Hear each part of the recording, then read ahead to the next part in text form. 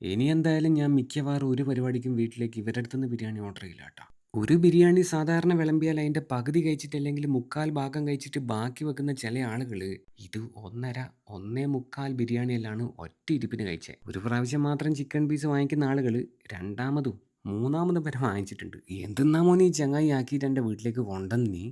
പിന്നെ ആ 3 വട്ടം ചിക്കൻ പീസ് കഴിച്ച ആളുകളെ കൂട്ടത്തില് ഞാനും ഉണ്ട്. അപ്പോൾ കഴിഞ്ഞ ദിവസം എൻ്റെ വീട്ടിലൊരു ചെറിയ ഫംഗ്ഷൻ നടന്നേനു. അതുമായിട്ട് ബന്ധപ്പെട്ടിട്ട് മായ രുചി എന്ന് പറഞ്ഞ ഒരു കാറ്ററിംഗ് ടീമിൻ്റെ അടുത്ത് ഞാനൊരു 200 ലഗോൺ ചിക്കൻ ബിരിയാണി ഓർഡർ ചെയ്തിന്. അത് കഴിച്ച മിക്ക ആളുകളും എന്നോട് പറഞ്ഞൊരു കാര്യമുണ്ട്. ഇത്രയും സോഫ്റ്റ് ആയിട്ടുള്ള ഒരു ലഗോൺ ചിക്കൻ ബിരിയാണി അവർ ഈ അടുത്ത കാലത്തൊന്നും കഴിച്ചിട്ടേയില്ല. 5 ആളെ ബിരിയാണി ആയാലും ശരി, ഇനി 5000 ആളുകളുടെ ബിരിയാണി ആയാലും ശരി, ഒരേപോലെ സാധനം ഉണ്ടാക്കി തരുന്നല്ലാണ് ഈ മായ രുചി കാറ്ററിംഗ് എന്നോട് പറഞ്ഞത്. അപ്പോൾ നമ്പർ ഞാനിതാ ഇവിടെ താഴെ കൊടുക്കാം. ഇനി വീട്ടിലോ എവിടെയെങ്കിലും കാര്യമായിട്ടുള്ള ഫംഗ്ഷൻ നടക്കുന്നുണ്ട്, അതിന് ബിരിയാണി മെയിൻ ആയിട്ട് ആക്കണമെങ്കിൽ ഇവരെ ഒന്ന് കോൺടാക്ട് ചെയ്തോ. അപ്പോൾ ശരി.